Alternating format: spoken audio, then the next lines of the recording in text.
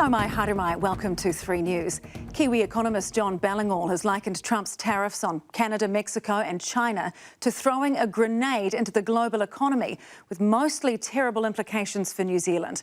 After the news, the NZX 50 fell nearly 2% on opening, and Fisher & Paykel Healthcare fell more than 8% before rebounding as Trump's tariffs on Mexico hit the company. Fisher & Paykel Healthcare manufactures 45% of its products in Mexico and expects its costs to rise due to the tariffs. And as senior reporter Juliet Speedy explains, many now fear it will escalate into a full-scale global trade war.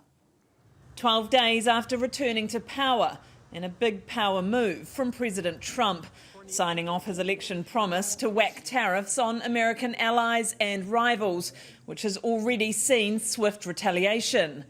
Canada announcing its own tariffs, Mexico warning of some of their own, and China set to take their case to the World Trade Organization. But for the White House, it's time to double down. The problem with this whole idea that they're going to retaliate is they have already been taking advantage of America for decades. The retaliation is Donald Trump saying no more. Trump has signed tariffs on America's 3 largest trading blocs, neighbouring Mexico and Canada, as well as China, accounting for more than 40% of all imports into the United States. Goods from Canada and Mexico will face a 25% levy, bar Canadian energy, which will have its own 10% levy. And Chinese imports will face a 10% levy. Data so far puts that figure at $482 billion. All this adds up to more uncertainty in the global economy, and that's really not good news for New Zealand. And New Zealand exporters rely on global institutions, a global trading system that is open and transparent and certain. Right now, it's none of those things. This is very bad news for a small global trader like New Zealand, which depends on a rules-based international environment and where free trade is encouraged. And we're seeing a direct assault on the system of free trade. There's politics at play here too.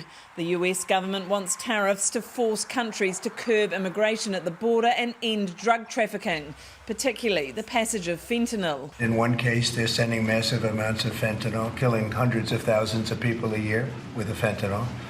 And in the other 2 cases, they're making it possible for this poison to get in. Trade Minister Todd McClay says New Zealand is in a good position to negotiate. There has been contact with the new administration on an ongoing basis. And the good news is we have very balanced and fair trade with the US. So we'll be looking to make the case of how well it works for the 2 countries and that, we should continue to grow that trade relationship. Mexico and Canada have already spoken after Trudeau announced Canada's retaliatory tariffs, while warning Americans of the costs. Yes, will harm Canadians, but beyond that, it will have real consequences for you, the American people. As I have consistently said, tariffs against Canada will put your jobs at risk.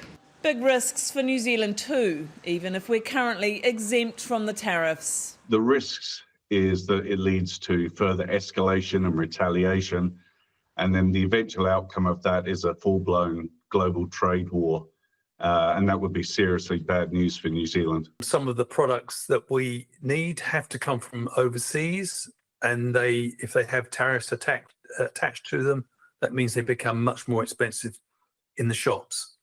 So we're looking at a rise in the cost of living, and we're looking at a probable increase in inflation. So it's bad news. When we have a trade war, we shrink that economic pie. So countries are fighting over a decreased amount of global GDP as well to divide up amongst themselves.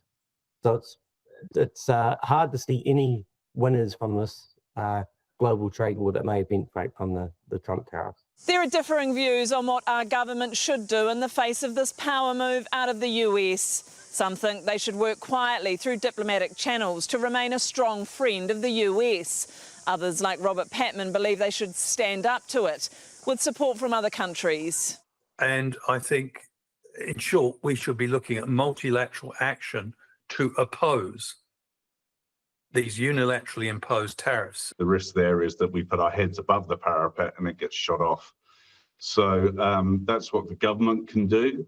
What can businesses do? I think they just need to be alert and ready to move, because there will be opportunities from this sort of trade war, but there'll also be a huge amount of risks too. Would you condemn these actions? Well, look, ultimately, I'm quite focused on the interests of New Zealand exporters at the moment. It's Punxsutawneyville! Today was Groundhog Day in America. With the looming trade battle and tariffs now being threatened on the EU, it's no wonder Groundhog Phil predicted a long winter ahead. Get ready for 6 more weeks of winter this year! Woo!